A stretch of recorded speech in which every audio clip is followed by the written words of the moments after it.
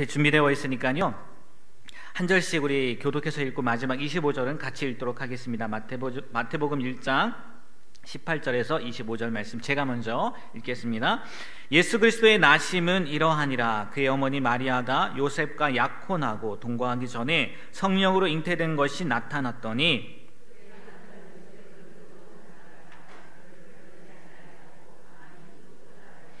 이 일을 생각할 때에 주의 사자가 현몽하여 이르되 다윗의 자손 요셉아, 내 아내 마리아 데려오기를 무서워하지 말라. 그에게 잉태된 자는 성령으로 된 것이라.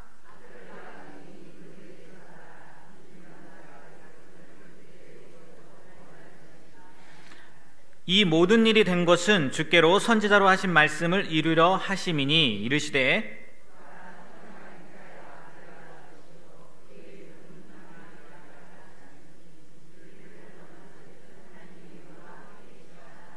요셉이 잠에서 깨어 일어나 주의 사자의 분부대로 행하여 그의 아내를 데려왔으나 아들을 낳기까지 동침하지 아니하더니 낳음에 이름을 예수라 하니라.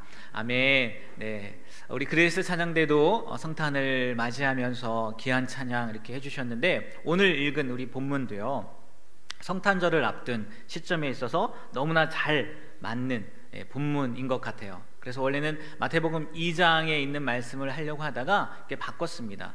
맞춰서 이렇게 한 거죠. 그래서 이거 표적 설교라고 하기도 하는데 거기에 맞춰서 이렇게 말씀을 전하려고 합니다. 예수님의 나심에 대해서 같이 읽어봤지만 설명하는, 기록하고 있는 말씀이죠. 18절, 우리 읽었지만 18절의 시작도 이렇게 이야기합니다. 뭐라고 이야기합니까? 예수 그리스도의 나심은 이러하다 라고 말씀하고 있습니다.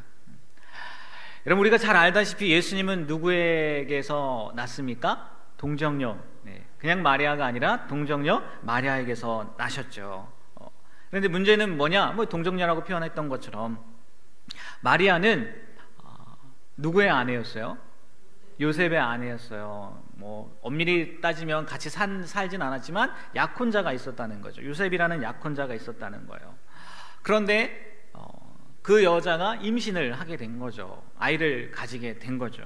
물론 약혼한 남자가 없이 임신을 했다면 그건 더 큰 문제가 됐기도 했겠죠. 지금의 시대도 결혼하지 않고 처녀가 임신을 하면 임신을 하는 것뿐만이 아니라 아이를 낳아서 기른다면 문제가 되는 것처럼 쉽지 않죠. 문제는 아닐 수도 있겠지만 쉽지 않은 것처럼 그 시대야 오죽했겠냐는 거예요. 이 시대에 오죽했겠느냐는 거예요. 죽지 않으면 다행일 수도 있었을 거라는 거죠. 좀 처녀가 아니라 약혼한 남자가 있는데 그 남자의 자녀가 아니라 우리는 알지만 성령으로 잉태된 거지만 특별히 또 남자를 알지 못했는데 지금 마리아가 어떤 얘기를 들은 거예요? 임신을 해야 된다는 거죠. 잉태한다는 얘기를 들은 거 아니에요. 그런 얘기를 들었을 때 마리아의 기분이 어떻겠느냐는 거예요. 여기 거의 여자분들이 앉아 계신데 여러분들 같으면 어떠시겠어요? 남자가 아니라 여자분들이니까 아마 더 잘 아실 것 같아요. 쉽게 받아들일 수 있겠느냐는 거예요.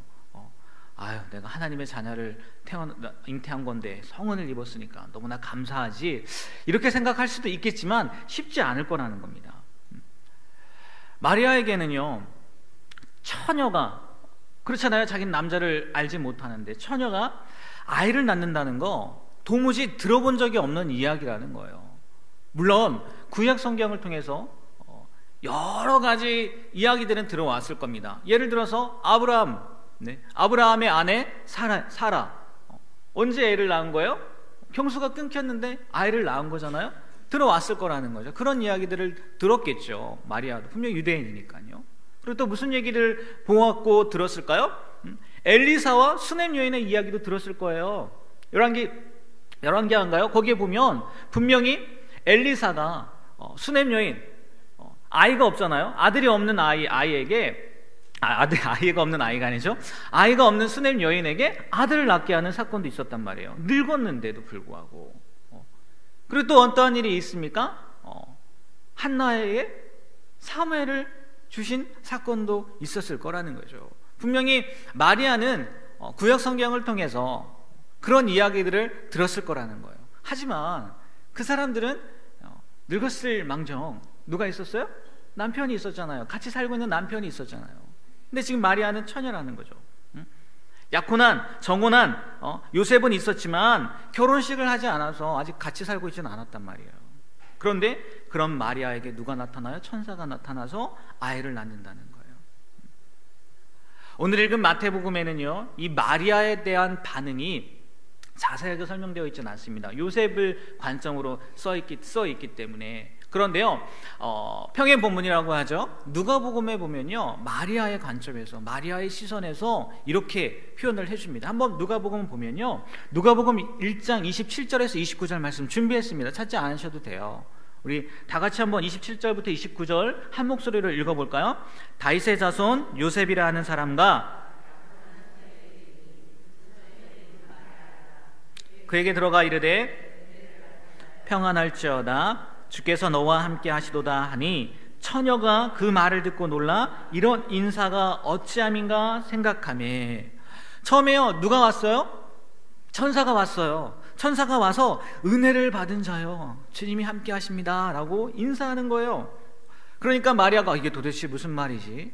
이게 도대체 무슨 일이야? 라고 당혹해 했다는 거죠. 이게 도대체 무슨 일일까? 그랬더니 그 다음 30절부터 33절 말씀 한번 볼까요? 30절부터 33절 또 있습니다. 천사가 이르되 마리아여 무서워하지 말라. 내가 하나님께 은혜를 입었느니라. 보라, 내가 잉태하여 아들을 낳으리니 그 이름을 예수라 하라. 그가 큰 자가 되고 지극히 높으신 이의 아들이라. 있을 텐데요. 아들이라 일컬어질 것이요 주 하나님께서 그 조상 다윗의 왕위를 그에게 주시리니 영원히 야곱의 집을 왕으로 다스리실 것이며 그 나라가 무궁하리라. 은혜를 입은 자여 평안할지어다 해갖고 당혹해하고 이게 무슨 일인가 했더니 곧바로 이어지는 말씀이 뭐예요? 무서워하지 말래요. 왜 무서워하지 말래요? 아이를 낳을 거라는 거예요. 잉태를 할 거라는 거죠. 그리고 그 아이의 이름까지도 지어줍니다. 뭐라고요? 예수라고 지어주죠. 예수, 그 이름의 뜻이 무엇입니까? 네, 무슨 뜻이에요?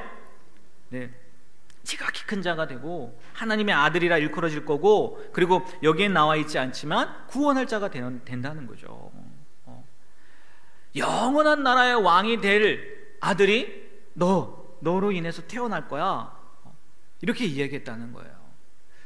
이 정도면 괜찮을 것 같아요. 그렇죠? 현 시대에도 간혹 어머니들이 자녀들이 어떠한 사람이 되느냐에 따라 자신을 정의하기도 하거든요. 내 자녀가 의사야, 내 자녀가 변호사야, 내 자녀가 뭐 판사, 검사야, 그걸로 자신을 정의하기도 하는데 과거는 아마 더 했을 거라는 거예요. 근데 지금 마리아의 몸을 통해서 낳은 아이가 뭐가 된다고요? 영원한 나라의 왕이 된다는 거예요. 천사가 나타나서 임신한다고 해서 좀 당황스럽긴 했는데 그 아이가 왕이 된다는 거예요. 내 배로 낳은 아이가 왕이 되다니.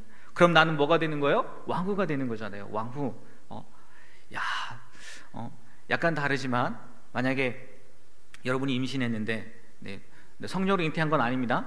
네, 여러분이 임신했는데 천사가 나타나가지고 그 아이가 대통령이 될 거야, 네, 이렇게 한다면 여러분 기분이 어떠시겠어요? 네? 기분이 어떠시겠어요? 아마 그럴 것 같아요. 에이, 농담도 잘하셔, 이렇게 하실 것 같은데.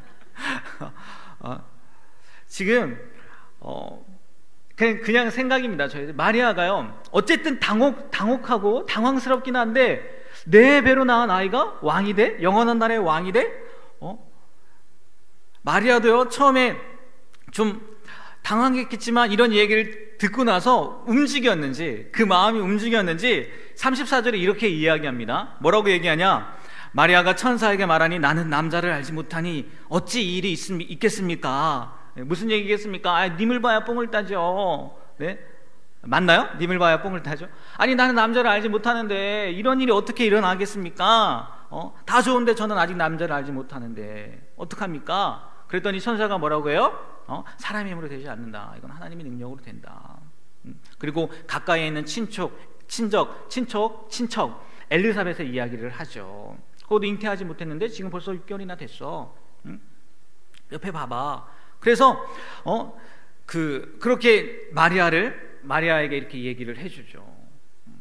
마리아에게 있어서는요 정말 대박 사건이라는 거죠. 그 아이가, 자신의 몸을 통해서 태어난 아이가 하나님의 아들, 다시 말해서 하나님이라 일컬음을 받는다는 거예요. 왕 이상이라는 거죠. 그러니까 마리아가 그렇게 얘기하죠. 마치 안 받으면 후회할 것처럼. 뭐라고 얘기합니까? 주의 종이오니 주님의 뜻대로 될 겁니다. 주의 뜻대로 하십시오 라고 이야기를 하죠. 이게 마리아의 편에서 본 예수님 잉태 사건이라는 거죠. 뭐 결론은 곧 이어서 할 남편 요셉처럼 마리아도 순종했다는 거예요. 하나님의 말씀에, 천사의 말에 순종했다는 건데요. 그런데요, 요셉은 약간 다르다는 거예요. 요셉은 제가 좀 각색한 겁니다. 여러분 곧대로 생각하지 마시고 각색을 한 거예요. 요셉은 좀 달랐다는 거예요. 요셉도 순종하긴 했는데 마리아의 생각과 마리아의 편과 좀 달랐다는 거예요. 왜요? 남자와 여자 입장은 다르잖아요. 오늘 읽은 본문 마태복음 1장에 나온 말씀이 바로 요셉의 편이라는 거죠. 요셉의 입장에서 설명한 거라는 거죠. 어떻게 알게 되었는지는 모르겠지만 요셉은요, 뭘 알게 돼요? 마리아가 임신한 사실을 알게 됐어요. 저는 마리아가 이야기해 주지 않았을까라고 이렇게 생각하기도 하는데, 어쨌든 그 사실을 알게 되자 요셉이 어떻게 이야기합니까? 어떻게 행동합니까? 가만히 끊고자 했다는 거예요. 성경에 보니까 그는 의로운 사람이기 때문에 가만히 끊고자 했다는 거예요. 저는 처음에 이 의롭다는 것과 가만히 끊고자 했다는 것을 가지고 요셉은 진짜 하나님이 그래서 선택한 거구나, 정말 괜찮은 사람이었구나, 정말 좋은 사람이었구나, 그래서 마리아에게 해가 되지 않게 조용히 그 관계를 정리하라고 한 거구나 라고 생각을 했어요. 그렇잖아요. 자기와 동침하지도 않았어요. 약혼만 했지 만나진 아직 자진 않았단 말이에요. 그런데 임신을 했어요. 혹 마리아가 천사가 나타나서 이렇게 얘기했어. 그래서 내가 임신한 거야 라고 했다 한들, 네? 그게 믿겨졌겠느냐는 거예요.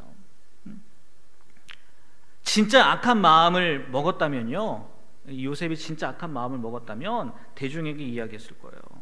그래서 창피를 당하게 하든지 아니면 죽임을 당하게 할 수도 있었을 거라는 거죠. 왜? 나랑 정혼한 여자가 임신을 했단 말이에요. 그 얘기는 뭐예요? 다른 남자를 만났다는 건데.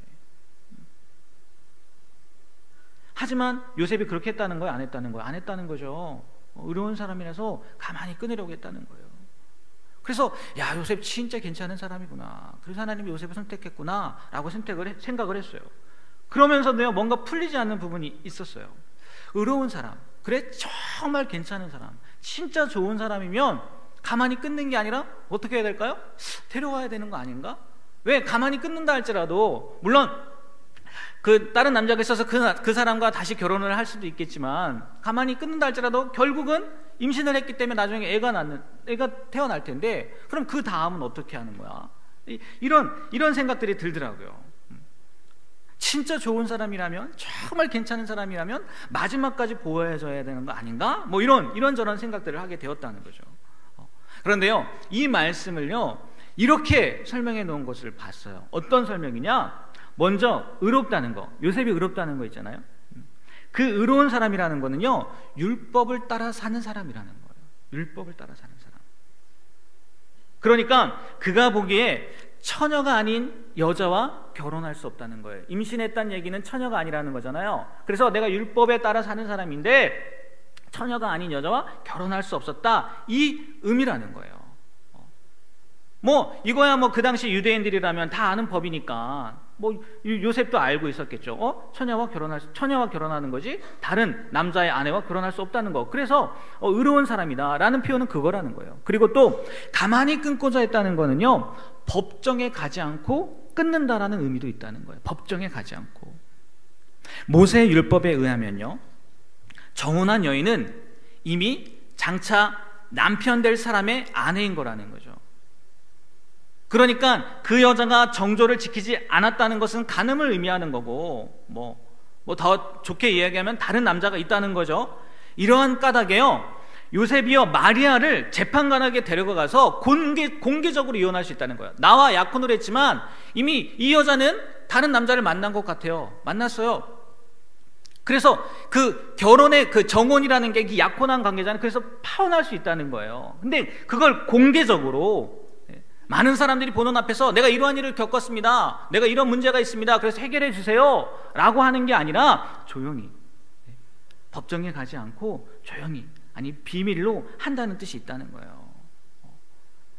그러니까 어떻게 보면 그동안 또 제가 생각했던 요셉은 정말